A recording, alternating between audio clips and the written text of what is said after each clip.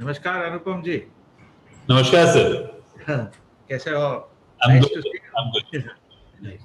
Very good. Excellent. So shall we start? Yes, sir. Whenever you say so. Yeah. ಇದು ಎಷ್ಟು ಜನ participates ಸೇರ್ಕೊಂಡಿದ್ದಾರೆ? Just check ಮಾಡಿ. Number of ಇದ್ದಾರೆ they're on online. ಇದ್ದಾರೆ okay.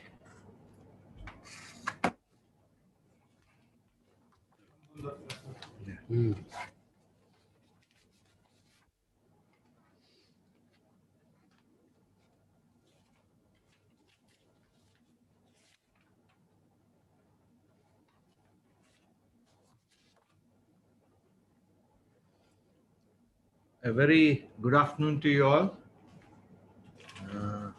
I welcome you to this post-lunch session of this national webinar on Gandhi and his thoughts in a changing world.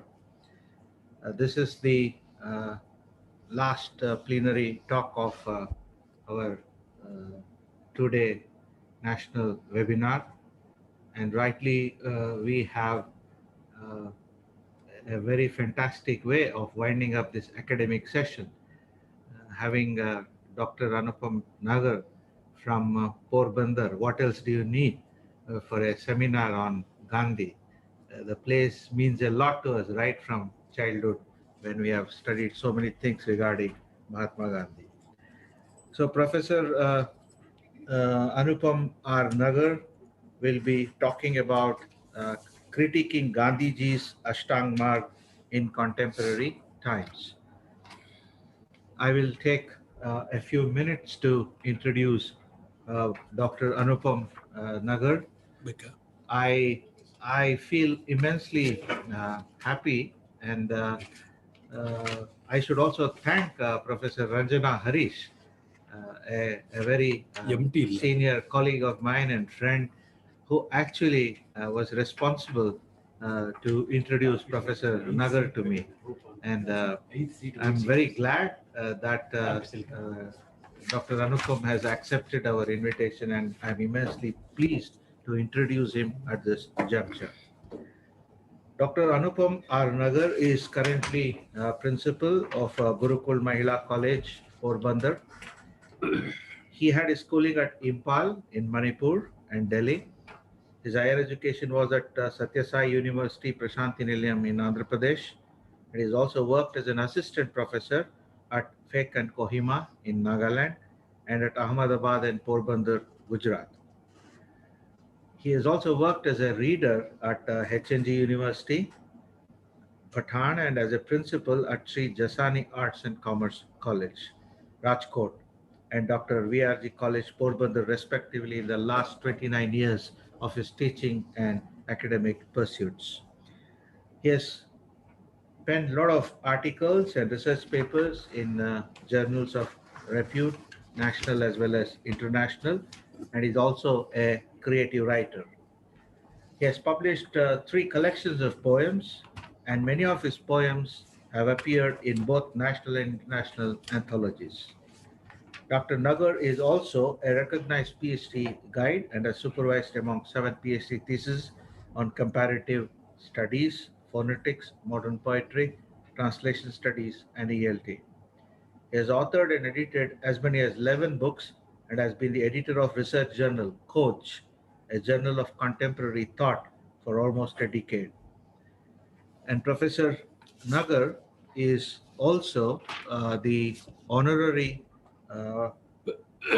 provost of Arya Kanya Gurukul and principal of Gurukul Mahila Arts and Commerce College, which I have already talked about. He's also an honorary provost of Arya Kanya Gurukul Institute, and it's with immense pleasure, and I feel really honored to introduce you, Dr. Anupam Ji. I'm very glad that you are able to be with us, and thank you so much for being with us. And I invite you to deliver your talk titled Critiquing Gandhiji's Ashtang Marg in Contemporary Times.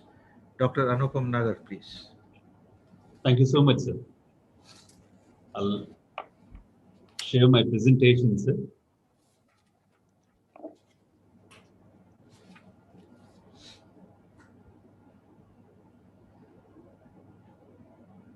I hope, sir, the screen is visible, sir. Yeah, it's visible. Namaskar, everybody. Namaskar. As Vijay sir has very wonderfully introduced, I'm Anupam Nagar. I'm the principal of the college here in the land of the Mahatma, the land known as the birthplace of Mahatma Gandhi. At the very outset, I would like to extend my gratitude and respects to Ranjana Madam, for it's through Ranjana Madam that I had an opportunity of interacting with Professor Vijay Sheshadri sir. And today, I feel honored to be interacting on a very, very important subject,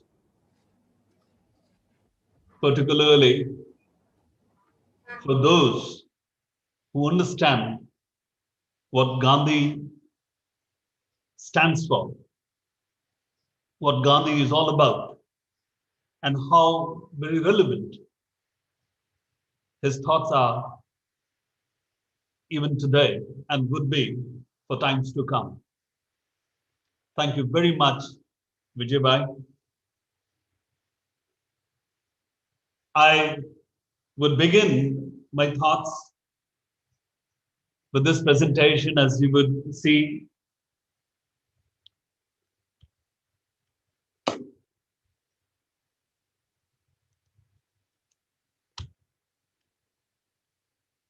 when we talk about Gandhiji, or we talk about any other leader, it's so very important to ensure that he is topically relevant. Students of literature very well remember that poem by Wallace Stevens, Sunday Morning, wherein the author is talking about the topicality of Christ. Christ is dead and gone. He was crucified 2,000 years back. But then does he have any meaning to me today? So too, we are quite often put in a position wherein we question about the appropriateness of people and ideas. And in that context, I believe in these changing times, Gandhi gives us answers that are in keeping with the spirit of India. In this very first slide, sir, you would see I've tried to adapt the Ashtanga Marg that Gautam Buddha has given to us, and how an effort is being made here to draw not merely parallels, but then to codify. For we are living in times of codification. For those familiar with ICT, know that students are very good, very adept in codifying things. And in order to make things relevant, it's so very important to critique and re-critique these thoughts so that the relevance is not forgotten. In the entire overview of Gandhiji, we find that there are two noble truths that he talks about. The two noble truths being Satyam Vada, Dharmam Chara. Satyam Vada and Dharmam Chara, these are extracts from the Taittiriya Upanishad, as many of us know. And that this is the quintessence of Gandhiji not merely as an individual, but then as a universal phenomenon, as breathing life into the rich philosophical and intellectual tradition of India. These were the two centripetal and centrifugal forces. So I would prefer to read out what I have written in these contexts, in the context of these slides, so that I don't consume much time and that I hit the nail right on its head. As the country prepares itself into celebrating 75 glorious years of independence, it would be worthwhile to know and understand that men like Gandhi, who were responsible for the creation of India, have always operated with a method that needs to be periodically critiqued and re-critiqued, keeping topical considerations in mind. In fact, a literary re-critique of Gandhiji's philosophy ends in Satyam Vada, Dharmam Chara. These were value systems which were deeply embedded in the Indian religious, intellectual, and social traditions and practices. I am making a proposal today to encode Gandhian ideology as Gandhiji's Ashtanga Marg that holds the two noble truths of Satyam Vada and Dharmam Chara as the centripetal and the centrifugal forces, and incorporates right vision, that is also referred as right view, right understanding, right thought, which is also referred as right intention, right determination, right resolve, right speech, right livelihood, right effort, right mindfulness, right concentration, and right action as ruling the mind of the Mahatma in both letter and spirit at all times during his descent on earth. The two noble truths that dominated Gandhiji's life were Satyam Vada, speak the truth, and Dharmam Chara, walk on the path of righteousness. These two ancient Upanishadic pronouncements of the ancient Upanishads form the crux of Gandhian philosophy. In fact, the importance of truth and righteousness form a part of the Ashtanga Marga, the eightfold path that was given to us by Gautam Buddha.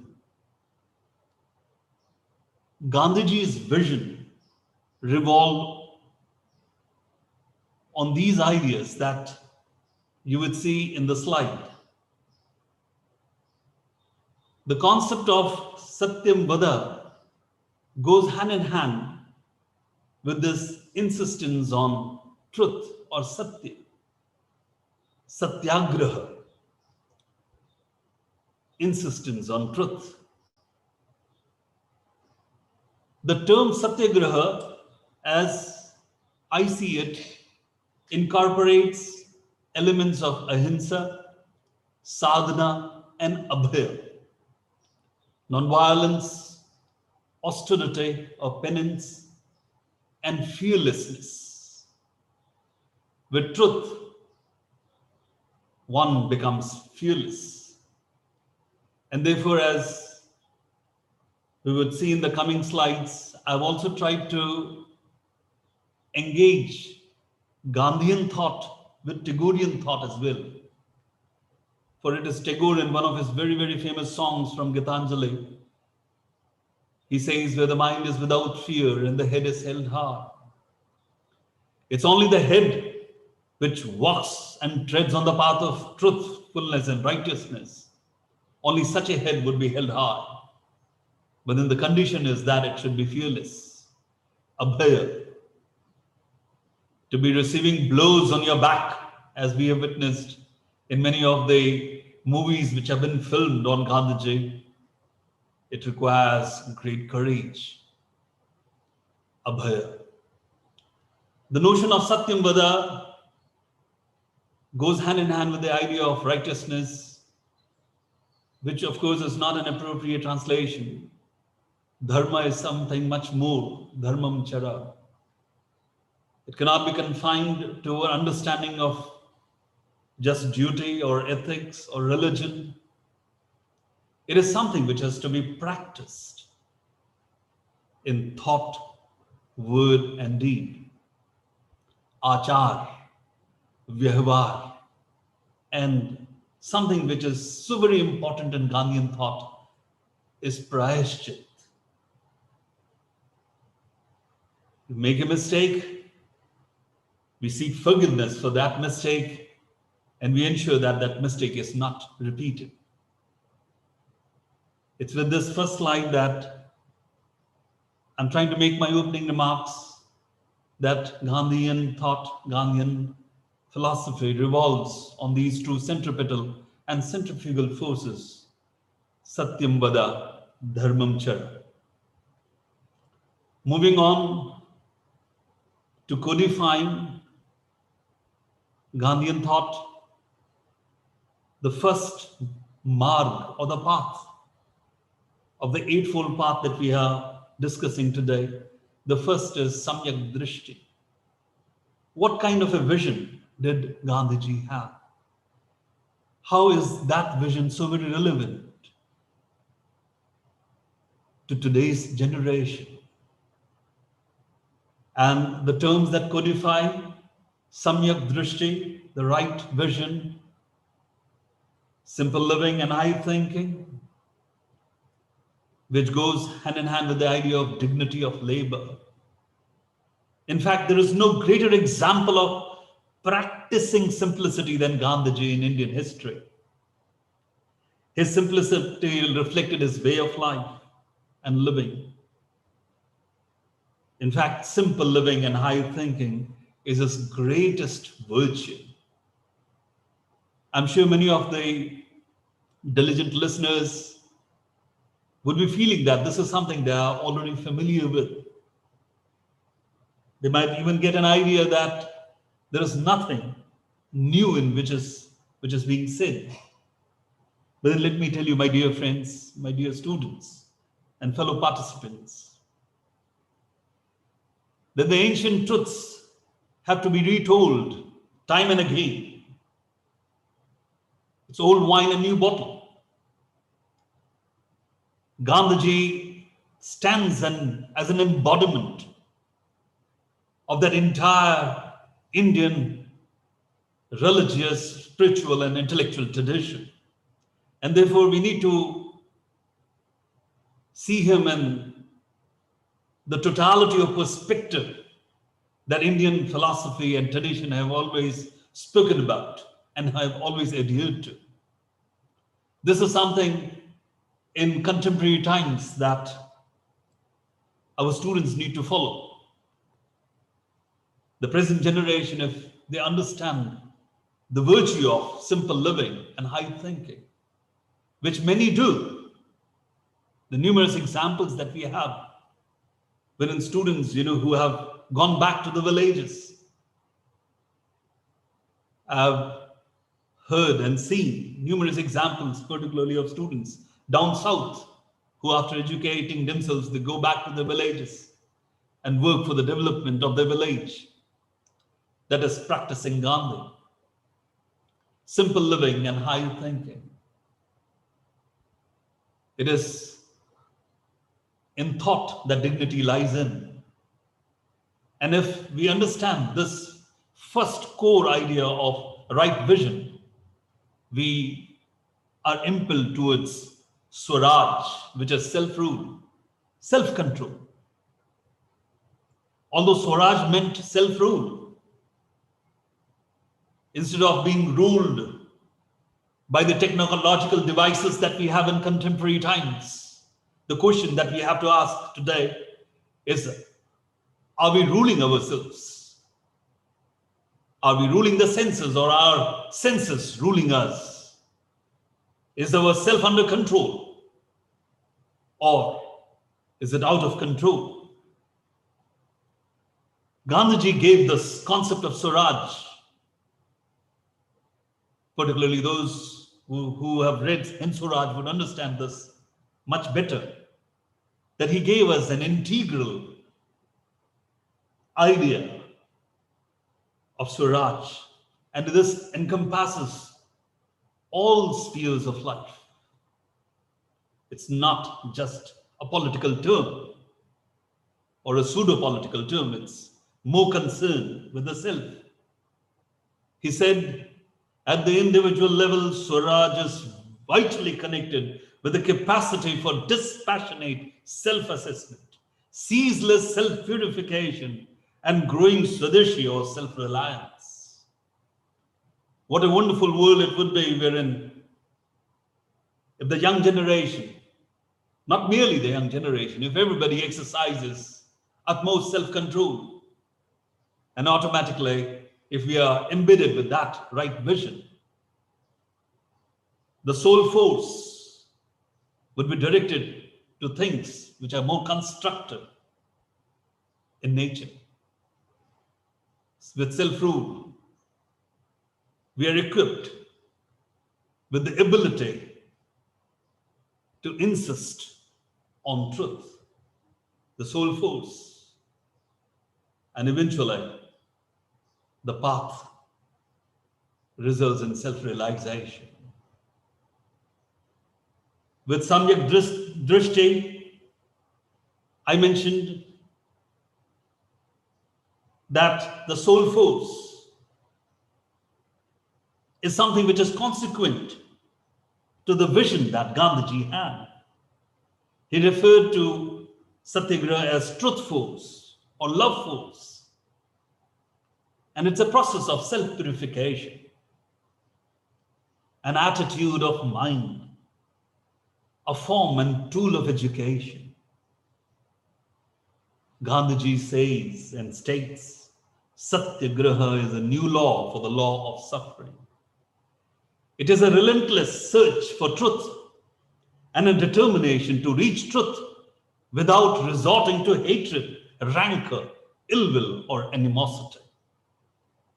It is an action-oriented search, an adherence to truth, and a non-violent fight against untruth. How relevant and how topical the thought is for contemporary times. For Gandhiji, Satyagraha is a way of life.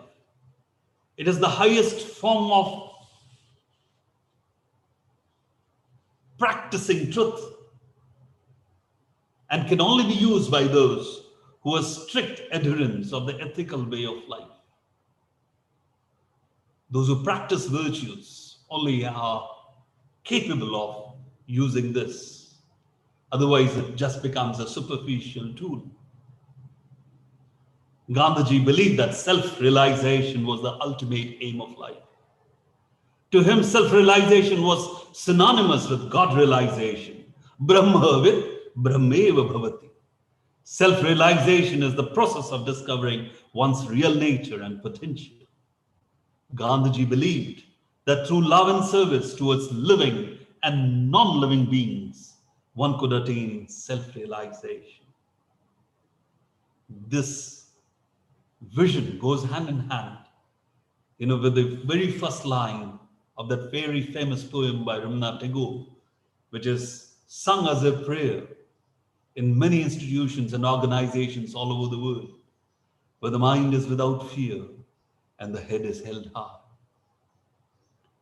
That vision, which is without fear, a state of mind, the mind of the Satyagrahi, which is fearless and stands tall against all forms of obstructions, enforcements, and oppression. Let's move to the second concept which goes hand in hand with Gandhiji's Ashtanga Marg. The three terms: peace, patience, and perseverance. Sankalp, right determination, which is so very important. If a resolve is made, many of us know and remember that in the Upanishadic times, in the times of the Mahabharata and the Ramayana, and even earlier perhaps, the students, would take a resolve by taking a little water in their palms every day. A resolve was made with purity of thought, word, and deed, and that resolve would eventually be executed. With right vision, we get the ability to have the right form of determination, the right sankalp. Determination again is not a very good equivalent, because sankalp it transcends the mental horizons as well. It is something of the spirit. And with that, imbued with that right determination, we have peace. The most fundamental principle of Gandhian philosophy is ahimsa, non-violence, which is the law of love, life, and creation, as opposed to himsa, violence, the cause of hatred, death, and destruction. Somewhere, there's a lot of violence being practiced at the mental level. And therefore, we have to place the contraries before us and understand that one can have the right form of determination only when one is at peace, one is patient. And if patience, Gandhiji said, is worth anything, it must endure to the end of time. And a living faith will last in the midst of the blackest storm. The night is dark, but then there is a beautiful dawn awaiting us. What leads us through the storm, what would lead one to the darkness, is the virtue of patience. And that is something that the present generation needs to look into. Be patient. Rome was not built in a day. Gandhiji was not a very good advocate. In fact, he never advocated fast food, which is the love of the present generation. There is the concept of Shuddha Ahar that he also talks about. The value systems there again come into practice. The thought process when we are sowing the seed, how it nurtures. The kind of thought process we have when we harvest it. The kind of thought process we have when we purchase it from the market. And eventually when we consume it. The right form of determination has this virtue of patience and perseverance. With Gandhiji's peaceful protest came seemingly insurmountable challenges. But then he was such a perseverant man. With his perseverance to fight to the end.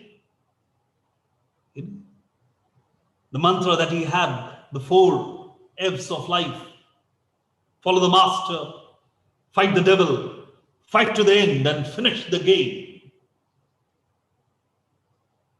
He ensured that he overcame all the difficulties and eventually succeeded in freeing India from her shackles of slavery. In fact, Gandhiji's perseverance can be seen, is evident very early in his life. That would take us to South Africa in 1893. Gandhiji went to South Africa to do some legal work.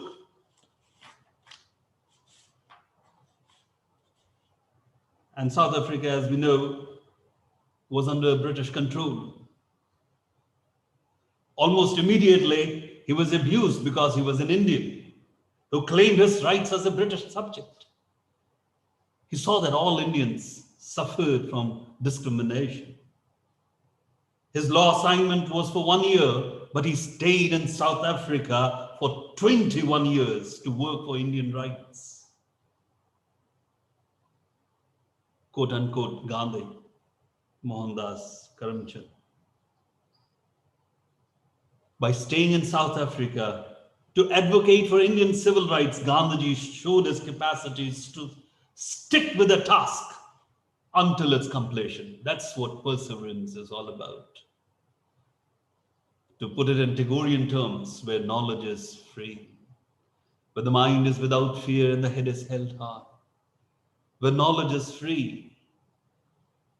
And when we are referring to determination, do permit me to add that real knowledge transcends boundary. It's transcontinental in nature. And therefore, we do not make any difference between South Africa and India. For him, the universe was the stage. And that virtues, irrespective of time and space, they had to be practiced. And one finds this very early in his life.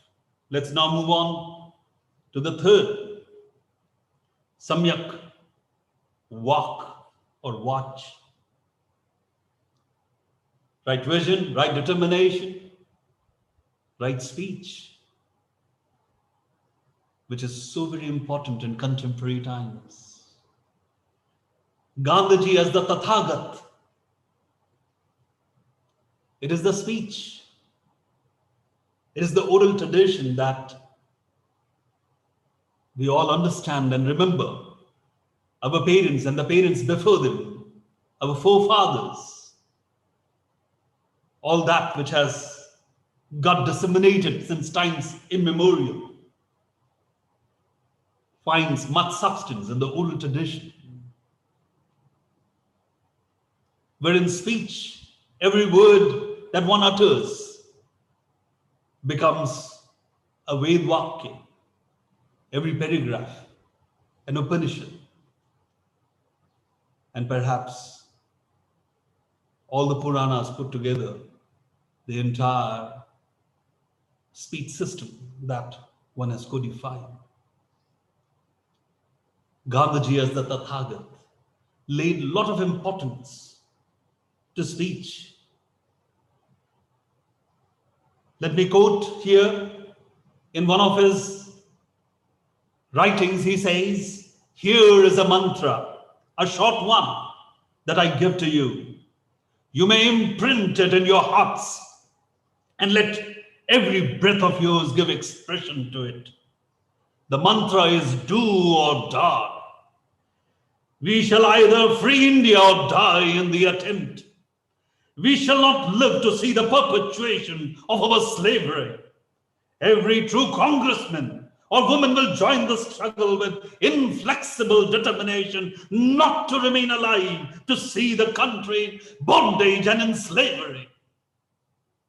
Do or die." What a powerful mantra,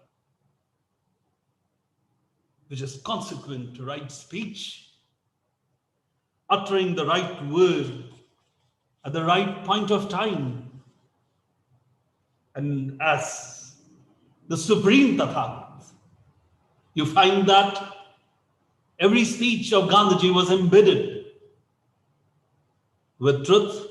It had utility value. It was for a definite purpose. And it was full of emotive content. These three together codifies the right speech of Gandhiji, where the world has not been broken up into fragments by narrow domestic walls. The world of Gandhiji as the Tathagat was a unified world. There were no narrow boundaries. There were no narrow domestic walls. In fact, it would be quite appropriate to say that he actually practiced the mantra of Loka Samasta Sukhino Bhavantu. He didn't say Bharat Samasta Sukhino Bhavantu. He didn't say America. He didn't say England. It was Loka.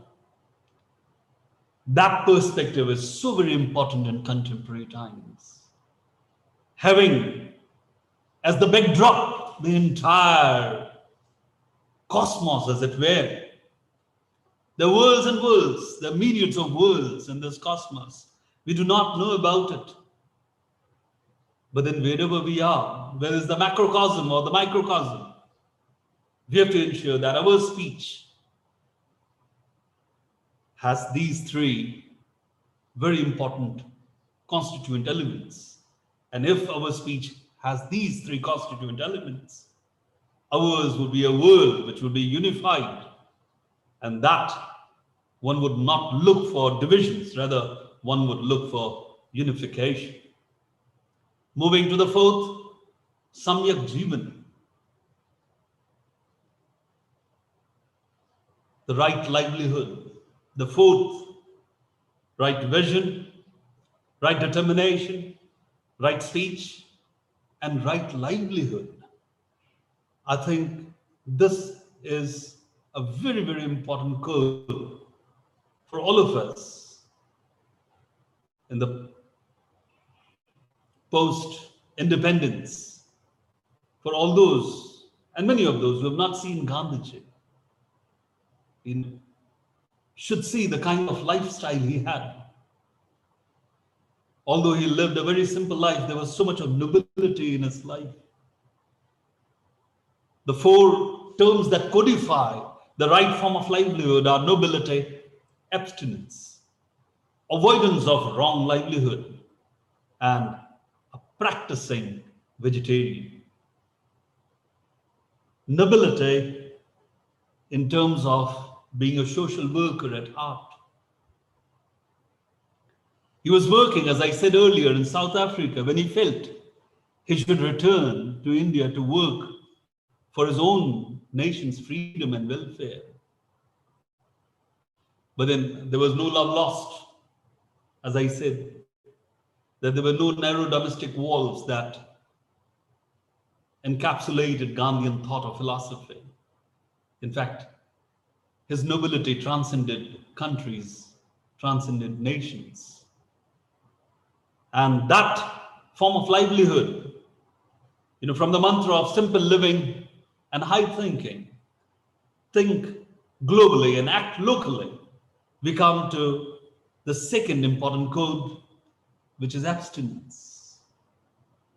Abstinence is avoidance of wrong livelihood. If I'm practicing ahimsa in thought, word, and deed, I should be practically practicing it in my everyday habits. It is not something which is to be done at a single point of time and then we forget about it. He says a votary of ahimsa must cultivate the habit of unremitting toil, working hard. As Vivekananda would say, change of work is rest. Hard work goes on. When one work is over, when we are through with one task, another begins. And the period in between is what we could define as rest. Sleepless vigilance and ceaseless self-control. Gandhiji's feats of self-control extended beyond fasting. Towards the later stages of his life, Gandhiji practiced brahmacharya. The self-discipline of Gandhiji included a whole trajectory of virtues as self-restraint, self-purification, self-cultivation, and self-growth. In fact, this is the hallmark of Gandhiji's pedagogy of transformation of character. This also happens to be a core idea in his Naitalim that he talks about. For information is not the goal of education, it's transformation. And transformation is only possible when we stop acting like animals and act like human beings. That is what differentiates a man from a beast. A beast does not have that knowledge of abstaining himself and adhering to the laws of nature. On the contrary, man is given that ability to think and think through that there are do's and don'ts of the societies which have to be practiced. And therefore, a right livelihood can only be executed when we avoid the other contrary, wrong livelihood, which means that we have to be respecting nature.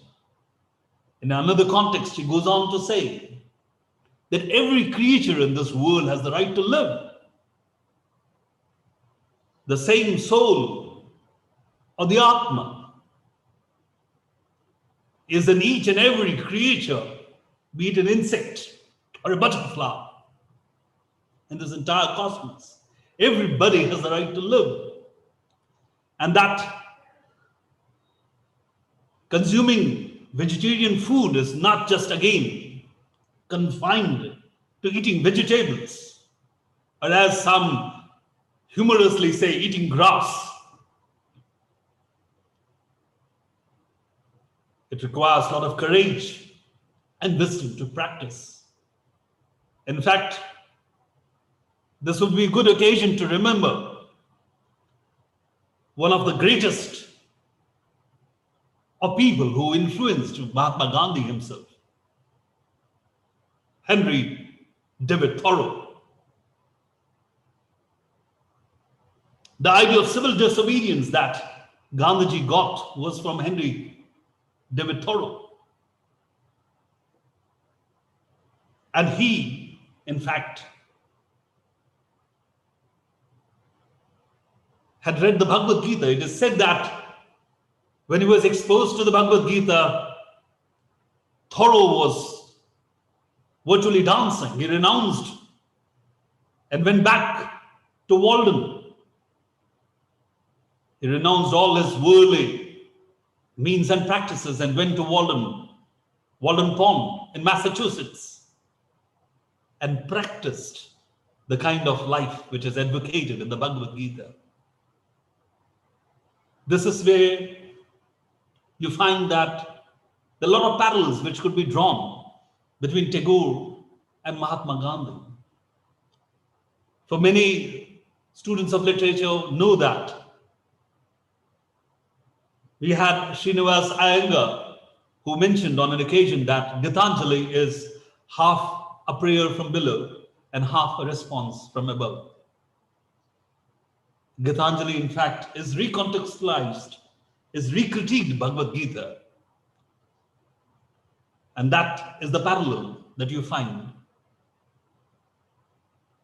in this code of right livelihood, where words come out from the depth of truth. For those who practice nobility, those who understand what abstinence is all about, those who do not indulge in living and leading a wrong form of life and practice the real form of respecting life in all its forms. Such souls, such men of nobility lead the right kind of life. And for such people, words would come out from the depth of truth. From right livelihood, we move to the fifth Ashtanga Marg, Samyak Vyayam, right effort. Right effort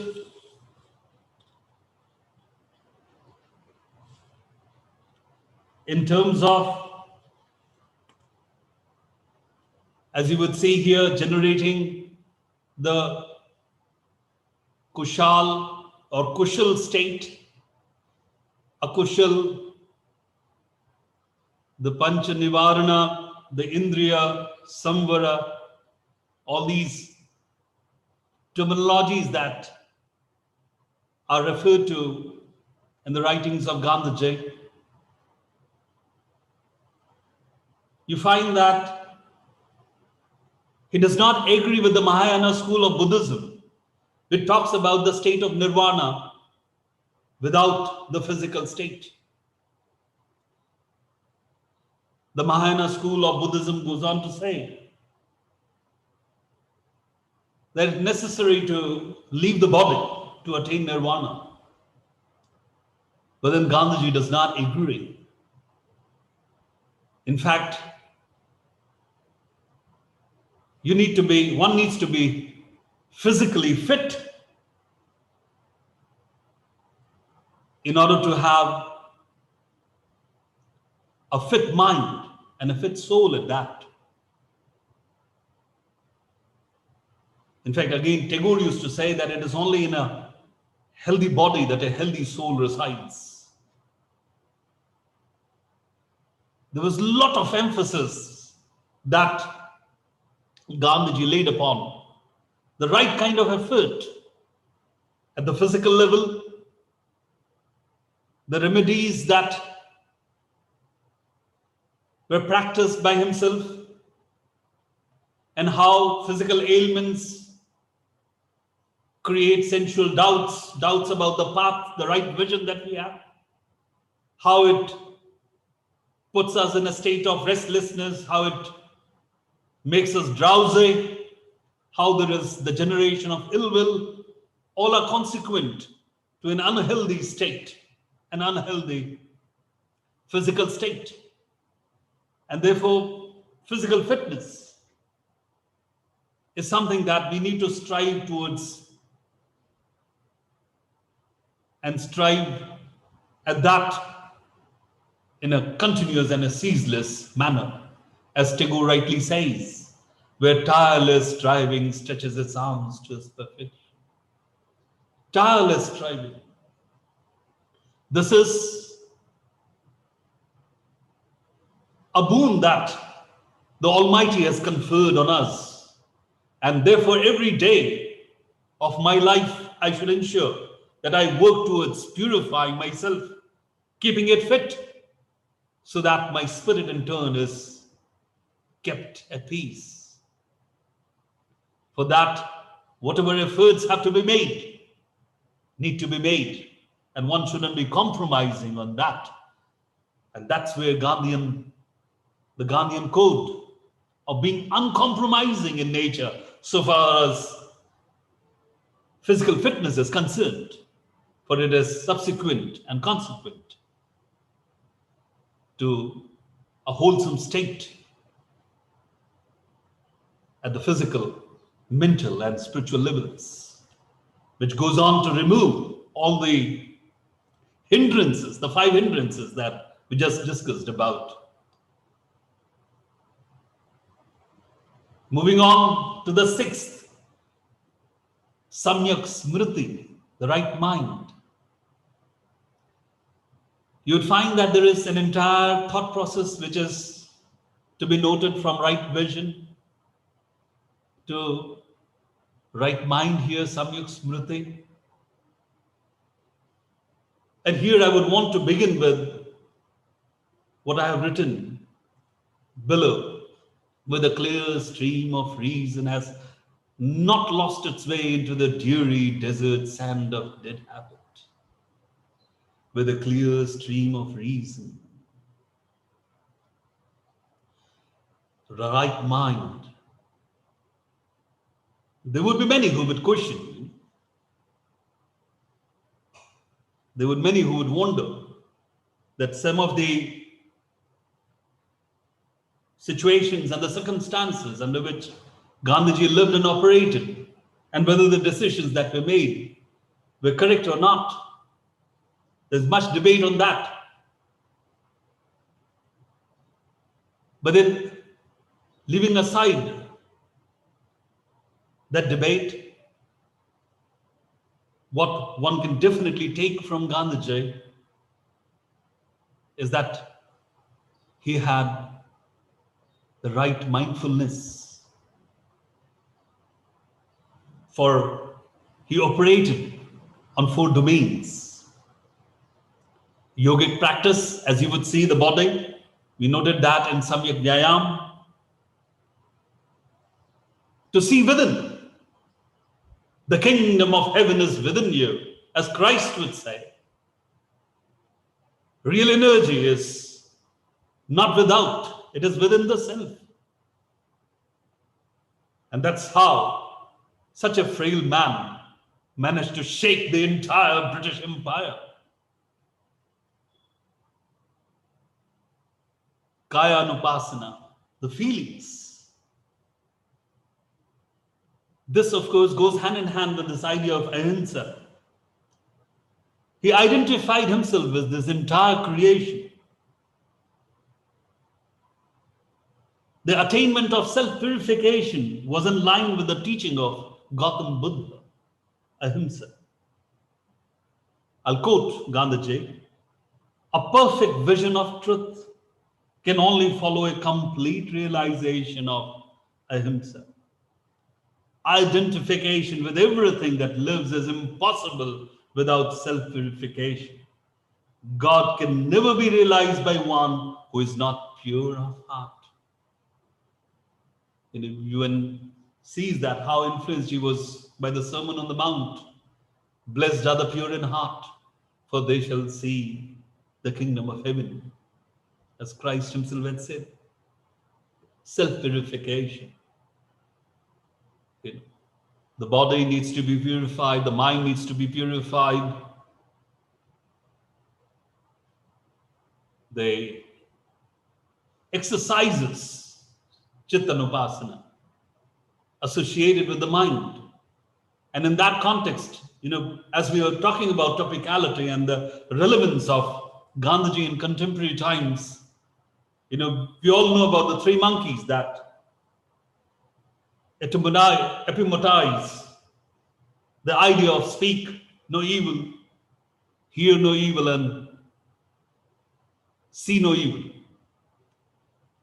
In contemporary times, we just need one monkey. We don't need three. We need a monkey with his hands on his head. Think no evil, and you would not speak. Think no evil, and you would not see. Think no evil, and you would not hear. The changes that have to be brought about is at a mental level. Those were relevant then. And as we re-critique and critique and perhaps keep on engaging ourselves with the idea of Gandhiji, one would note that the right kind of mind is one that engages at the physical, the mental, and the emotional, and of course, with the entire phenomena, as you would see, impermanent, suffering, and without self. The mind, coming back to the mind, the impartial attitude, objectification, to know that I'm not the doer. Even at this particular point of time, a true Gandhian would not have the sense that he is the doer. There is a higher agency which is making him do, which is making him speak. And in that context, Gandhiji said that this impartial attitude in an unconditioned mind is regarded as the most conducive condition to receive a teaching. And Gandhiji said, these are wonderful lines. You can chain me. You can torture me. You can even destroy this body, but you will never imprison my mind. And the phenomena that we are talking about, the impermanent suffering and without self. And I was listening to the YouTube video which has been uploaded, and I noted somebody made a mention at that during perhaps the inaugural session. Gandhiji said the earth has enough resources for our need, but not for our greed. The statement depicts his concern for the natural order, our environment. Gandhiji had visualized the problems of large-scale industrialization, massive urbanization, unemployment, and destruction of environment. He had warned us of the dangers of that the planet is facing today. And that is an understanding that goes hand in hand with codifying samyak smriti, the right mind or right mindfulness. Coming to the last two, samyak dhyan, the seventh code in Gandhiji's philosophy is the right form of concentration one needs to have. There might be a repetition here, but in terms of codification, we need to put it selectively. Samadha, which of course, if you go to the etymology, to collect or bring together a unification of mind. And Gandhiji did precisely this. The unification of all religions. The essence is the same. There would be forms of light. There would be the bulb, there would be the tube light, there would be the chandelier, but then the essence is the same. There would be black cows, there would be brown cows, there would be yellow cows, there would be all spotted cows, but in the essence, the milk is white in color. Gandhiji tried in his mind to unify the religions, the teachings of the Bhagavad Gita, the Sermon on the Mount, the light of Asia, and of course, the concept of renunciation that we have in the Bhagavad Gita. He found it to be one of the greatest, which had a great impact on him. And that sense of ekagrata, the single pointedness of mind. If one is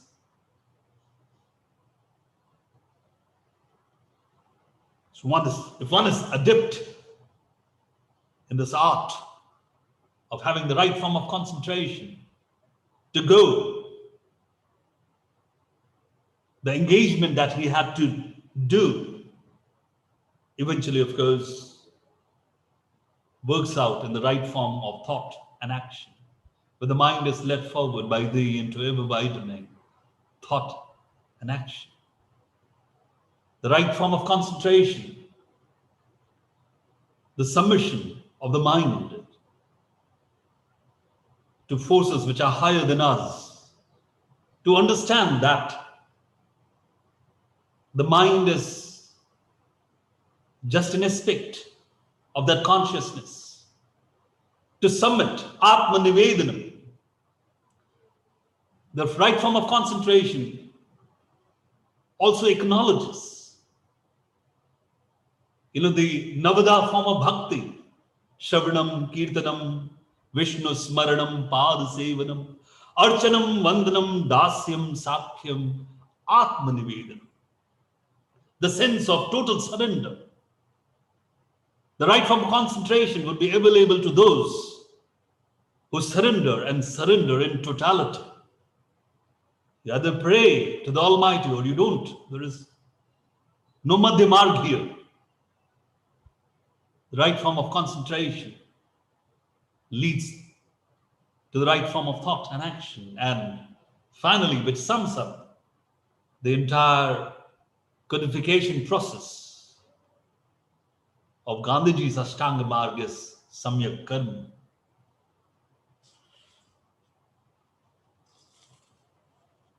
The 3 A's that we have in terms of karma, which again was from various religions, Jainism in particular, ahimsa, asteya, and aparigraha. That is the state of freedom in which our national leaders wanted our country to awake. Why should we have laws for prohibition? This should come from within. Everybody in this cosmos has the right to live, practicing ahimsa in thought, word, and deed. Not taking what does not belong to us, abstaining from stealing. Aparigraha, not indulging in misconduct, abstaining from misconduct. What does not belong to me is not mine. These are very simple terms, but then they carry an entire philosophy. That is the heaven of freedom that Gandhiji had visualized. So the final question is, what can be adapted? There's much that can be adapted. There's much which can be practiced. As those who understand what Gandhiji stands for, who understand that when the world today is acknowledging what Gandhiji had to say, which stands as a testimony to the rich intellectual, religious and spiritual tradition of India. He embodies not as just an individual, but then as a universal philosopher. This is something that I'm sure all of us could easily adapt, having a healthy and vegetarian diet, positive and loving thoughts, the bhava that we have, eating and sleeping on time. You find that with the advent of technology, our friends, our students have forgotten that there is a time for everything. Ahimsa on the wheels, practicing ahimsa on the wheels, that is making it a little topical. And there are many who are doing it, caring for Mother Earth, the ecosystem, practicing yoga. If I'm doing this, I'm a Gandhian. Whether I call myself a Gandhian or not does not really matter.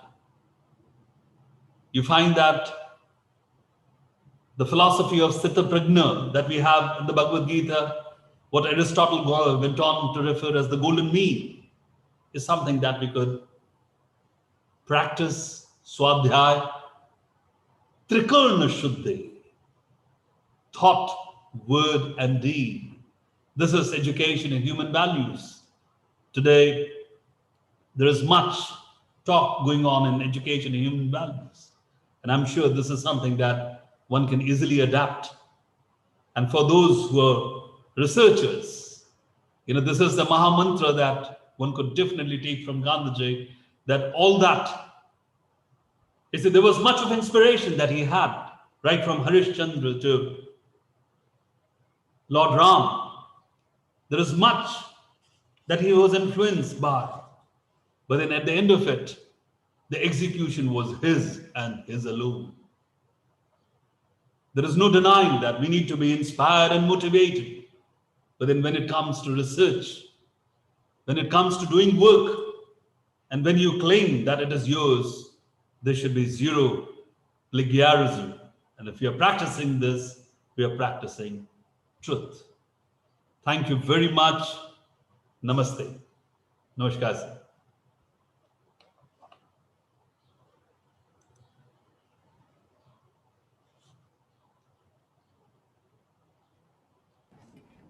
Amazing talk about ways to keep the mind and body under control. And I will not take much time here because we have the valedictory coming up. So I would give more time for the participants to seek clarifications, answers from Dr. Anupam, and you can respond to his talk by asking whatever questions you have in mind. So participants, please go ahead and you can ask questions to Dr. Anupam. You have some questions in the box? Yeah, I can see that questions there. Yeah.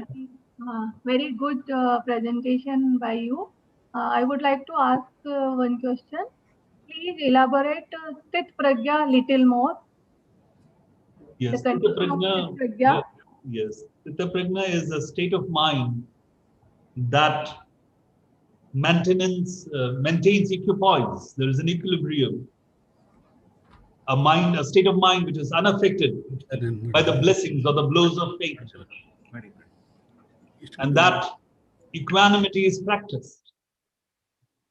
There is a period of mourning. You would all remember in one of the instances in Shakespeare's Hamlet, you find that Hamlet is mourning the loss of his father beyond the defined period. There is a period of mourning, but then when it extends, it becomes unusual. And that balance is so very essential. Equipoise, mental equipoise, to be unaffected by the blessings and blows of fate. To understand that life and birth are the two happenings of life, and they are bound to happen. We should mourn and grieve for the loss, but then not beyond a point. For the cycle of life has to go on and go on ad infinitum. Thank you, sir. Very nicely you described about the balanced condition. Thank you so much. Thank you, Madam. Namaste, ma'am. I think there's another question, Dr. Anupam. This is from Mukta. What are your remarks on the book Great Soul, Mahatma Gandhi and His Struggle with India by Joseph? What is it? I'm not able to read from this distance. But then I'll seek your pardon, sir. I've not read this book. I'm not in position to comment on that. But then there is something, sir, on be good, do good, and be good, do good, see good, think good. That's the way to God. I think it's put very simplistically, but then this is something which could definitely be practiced. Goodness. So there are occasions. In order in keeping with the level of the students, you have to define Gandhiji. Gandhiji in Gandhiji, so the very letter G, Dr. Meena, stands for goodness. He is an epitome of goodness. You find that in Gandhiji, there is nothing evil. G stands for goodness. It's a virtue. In fact, Aristotle called it the highest good. So if we are practicing goodness, there is much in the name of Gandhiji itself. You could see, all the letter A, you could say, that stands for ahimsa, aste and aparigraha. And you find that for Gandhiji, the center was always the nation. The country was right at the center, as in his name, GAN, nationality. For him, he was living and breathing India. He felt India. GAND, there was an essential divinity which constitutes, his self. He was humility personified, H, and an outstanding individual that the world acknowledges today. Thank you. Namaskar.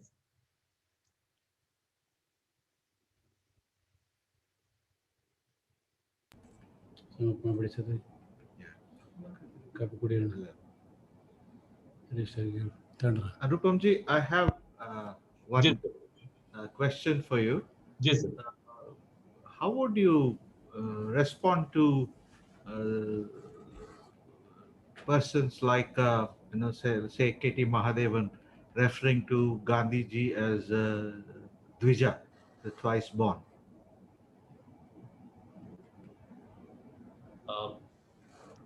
I'm afraid we don't know the context in which it might have been said, sir. But then I would always appreciate and believe that we need to be very optimistic, as Gandhiji himself was. There would be words and thoughts which would be construed and they would be constructed and deconstructed. But then we need to take the best out of everybody. And as practicing Gandhians, if we can take any bit of Gandhiji and make it a part and parcel of our very life system, I think we would be rendering a small iota of tribute to the great soul. So removing the two monkeys and having one monkey with the thing. Is it? Yeah, it's a nice way of critiquing and thinking about the thought processes that are very much relevant today. It's a wonderful, image that you shared with us. Thank you so much for that. Thank you very much, Vijayba. Vijayba, it's a big honor And I'm so thankful that you gave me such a patient hearing. Thank you very, very much. And may I extend a warm welcome to you to Porbandar, the land of the Mahatma. Please do, honor us sometime whenever you happen to be in Gujarat. Yeah, will do. Thank you. Namaskar. If there are no questions from the participants, I think we can end this session. Are there any questions?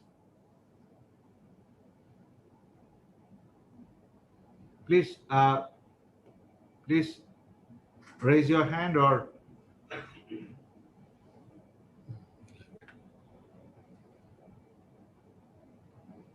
No, there are no questions. Okay.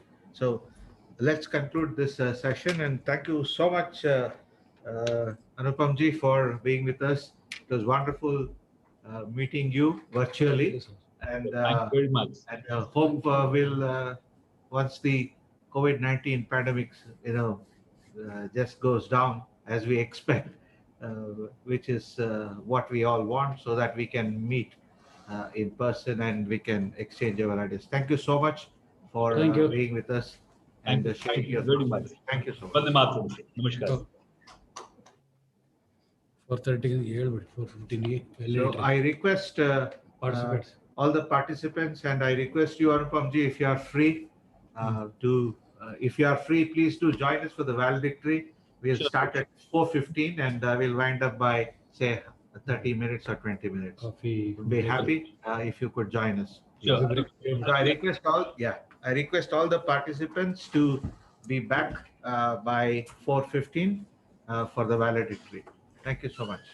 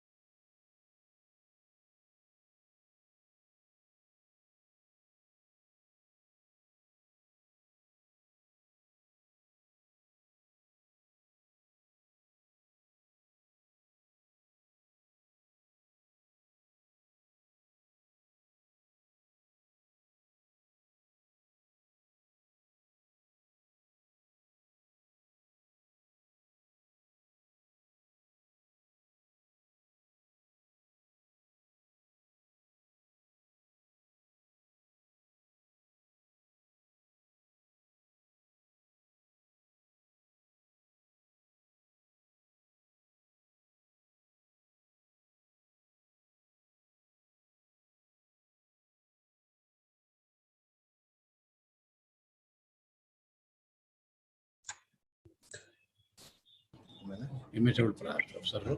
Good evening, sir. Good evening, sir. Good evening, sir. Namaste, Yes, sir. sir. Namaste, sir. Namaste, namaste.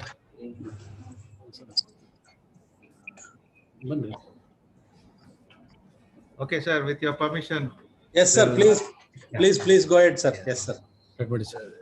audio is a problem in there, ನೋಡಿ check ಮಾಡ್ಬಿಡಿ. ಇಲ್ಲ ಕೇಳಿಸ್ತಾ ಇದೆ sir ಚೆನ್ನಾಗಿ.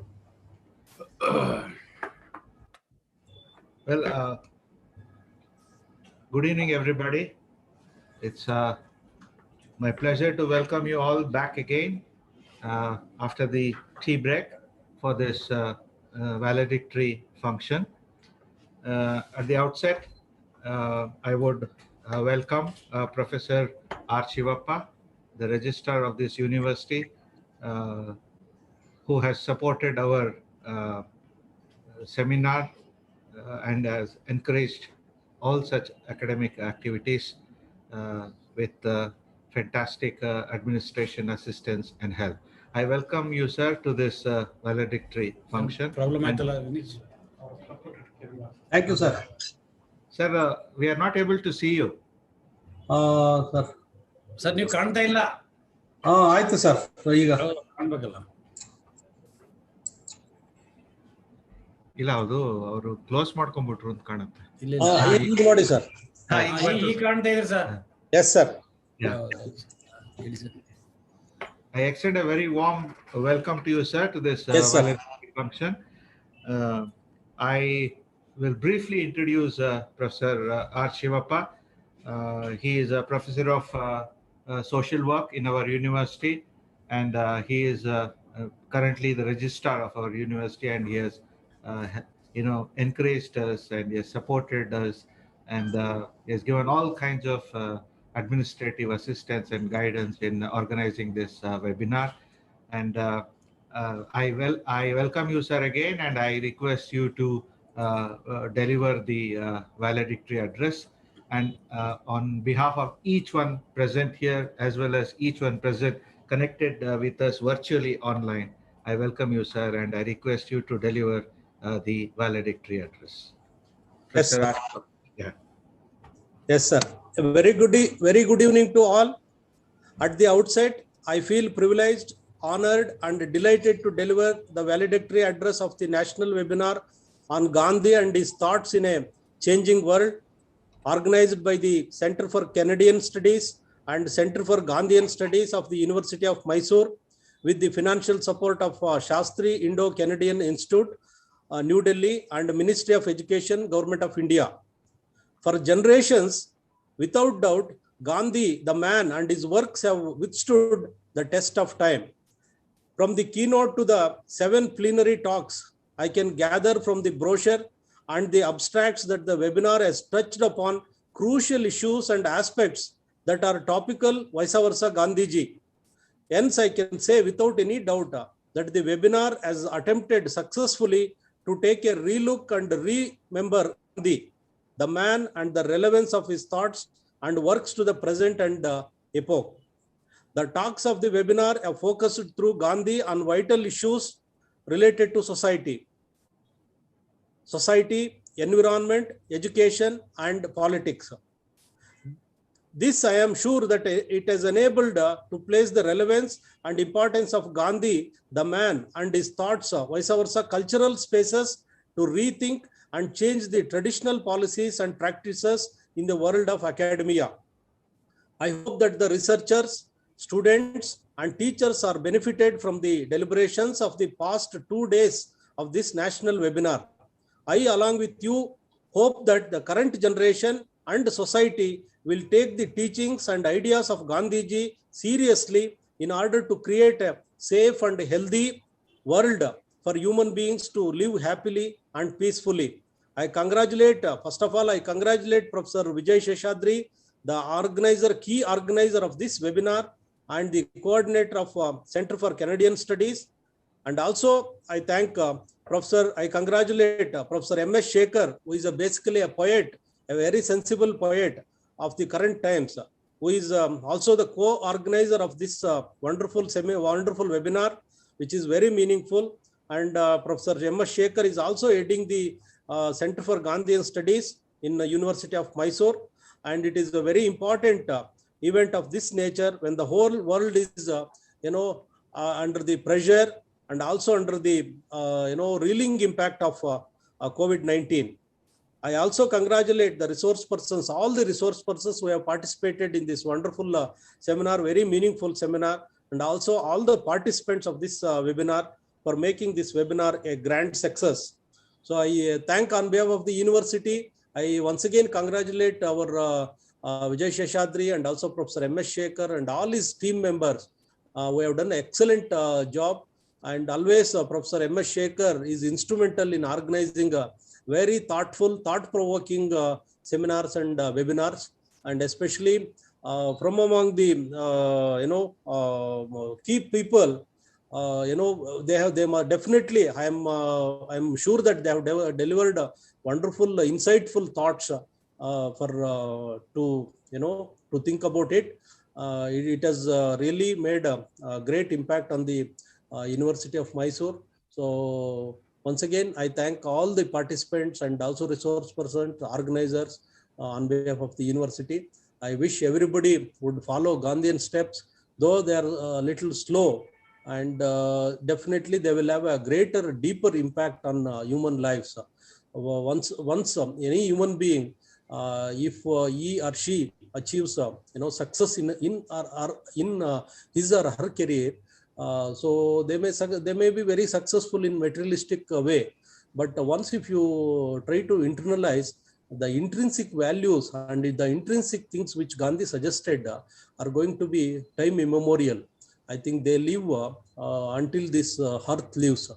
Gandhian thoughts are like that because it is a motherly, sensitive things.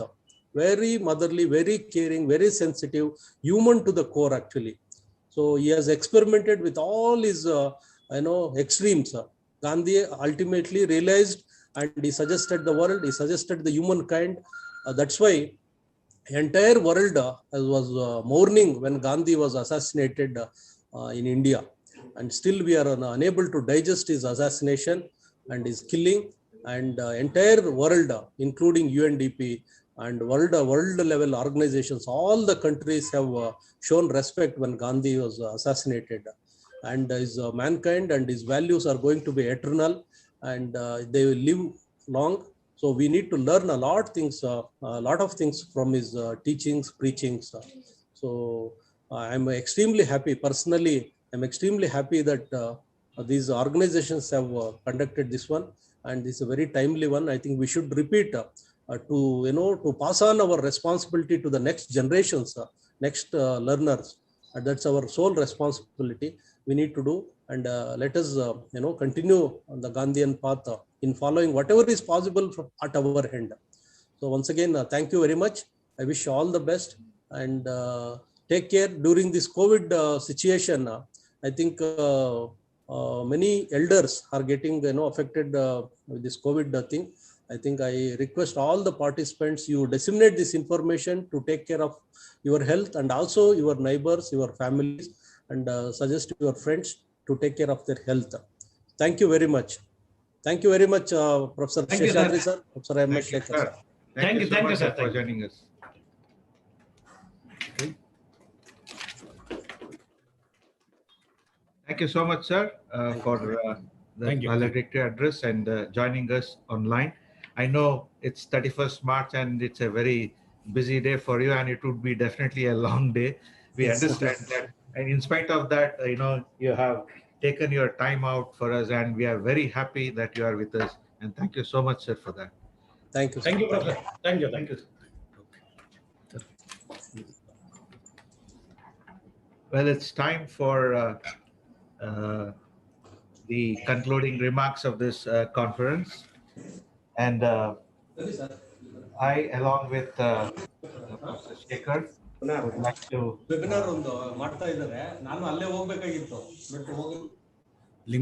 to share the experiences of the past 2 days. It was a wonderful event as far as we both are concerned, and I'm sure the others are also, the others also will endorse what I have said, because that's the kind of feedback I have got. And so it is time that we should thank all those people who were involved in this wonderful event, uh, Gandhi and his thoughts in a changing world, for the past 2 days, that is 30th and 31st March 2021. All good things must come to an end, and it's time to draw the curtains down to this wonderful national webinar on Gandhi and his thoughts in a changing world. We hope the deliberations of the past 2 days has provided enough food for thought to the participants of this national webinar. I take this opportunity to profusely thank people who were responsible uh, to make this webinar a very successful one. At the outset, I would like to thank Professor G. Hemant Kumar, the Honorable Vice Chancellor of the University of Mysore, for encouraging and supporting this event. The Shastri Indo-Canadian Institute for providing and sponsoring, for providing support and financial support and sponsoring this event. Professor R. Shivappa, the Registrar, and the various offices of the University of Mysore for providing administrative assistance and help to run this event smoothly. Professor Shekhar, the Director of Gandhi Bhavan, and his administrative staff for strongly supporting this venture. Special mention should be made of the staff, the teaching as well as non-teaching of Gandhi Bhavan. I take this opportunity to thank Dr. Suresh Babu, Mr. Supreet, Madam Suma, and Madam Milana, Madam Asha, Shiv Kumar, and two important persons with whom I had very close interaction every day. One is Dr. Umesh. I think I've troubled him too much in the past 2 days, and he has, tolerated me. And it was wonderful, Dr. Umesh, for working with you and uh, for all your support.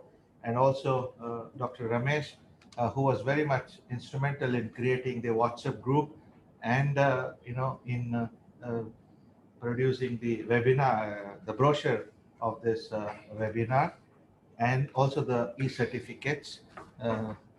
Ramesh is unfortunately not here. I also thank him for all the support.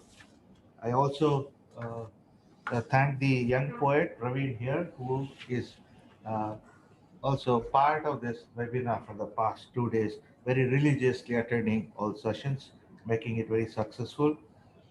I take this opportunity to thank my colleagues, Professor Chandrakiran, who sat through all the sessions on both the days, Professor R.L. Jagdish, Dr. Vanmala, uh, Professor Rudramani, uh, Dr. Krishna Manavalli, uh, Professor Sujata C., who was here, and all the colleagues of the PG Center Mandya, PG Center Hassan, and the Postgraduate Center at Manasa Gangotri for making this event a very successful one.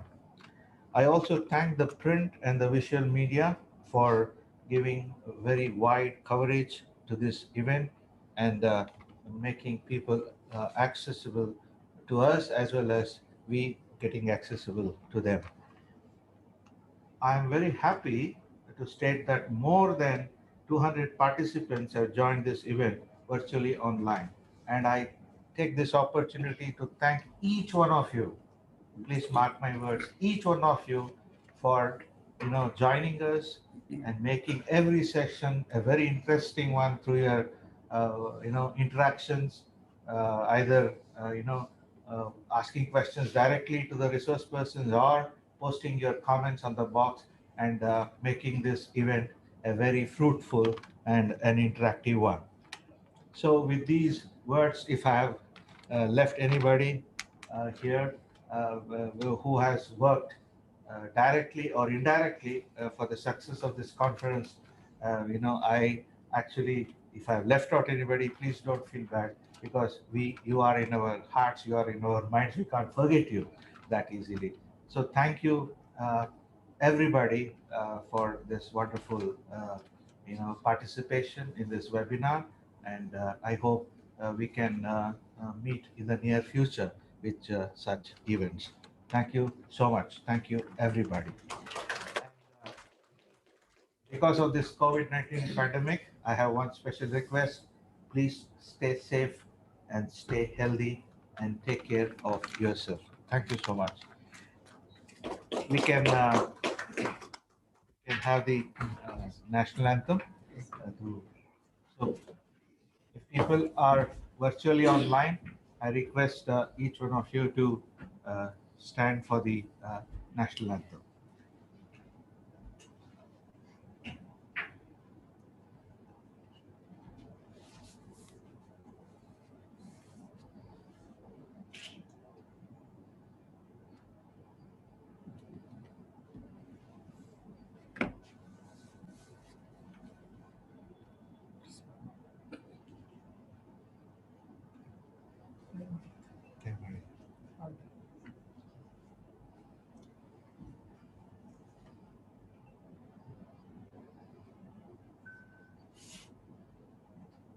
Link up that.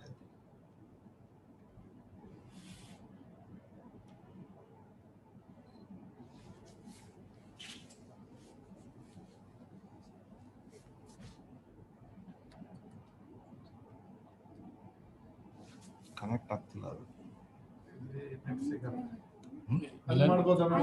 Milan ನಿಮ್ಮ ಹತ್ರ ಇದೆಯಾ? ಮಿಲನ್ ನೋಡಿ.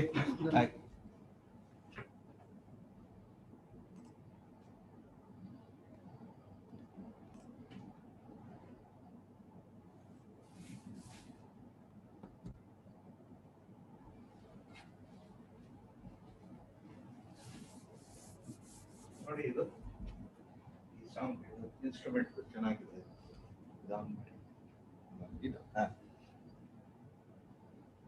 ಇದೇ ಅಲ್ಲಿ ಇರ್ಬೇಕು ನೋಡಿ ಇದರಲ್ಲಿ ನಿಮ್ಮದು. ನಾನು ಅದೇ ವೆಬ್ಸೈಟ್ ಇಲ್ಲಿ ಅಲ್ಲಿ ಓಕೆ ಅನಾಥ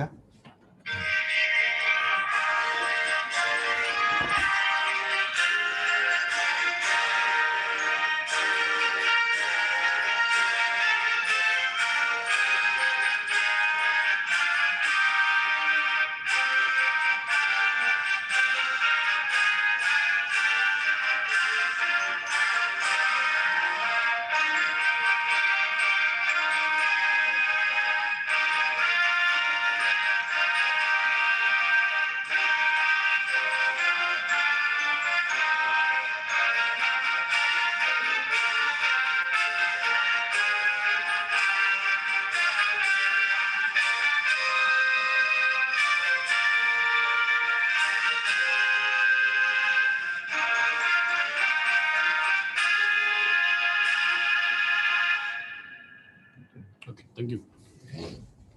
ಬಿಸಿಗೆ ಇದು ತಗೊಬಿಡಿ ಇದು ಬಿಚ್ಚಿಗೆ ಬಿಡಿ ಸರಿ. ರಿಜಿಸ್ಟರ್ ಇದ್ರೆ ಎಷ್ಟು ತಗೋಬೋದು ಈಗ? ಗಾಂಧಿ ಬಂಕ್ ಹೋಗ್ತಗೊಂಡು ಹಾಂ ಅಲ್ಲಿ ಇಟ್ಕೊಬಿಡಿ ಸರ್. ಗಾಂಧಿ ಬಂಕ್ ಬಂದ್ಬಿಡಿ. ಈ ಫೋಟೋ ಇಟ್ಕೋಬೇಕು. ನಿಮ್ಮ ಗಾಡಿ ದೊಡ್ಡದಿರುತ್ತೆ. ಇದು ಬಿಲ್ ಕೊಡ್ತೀನಿ ಲೇಬರ್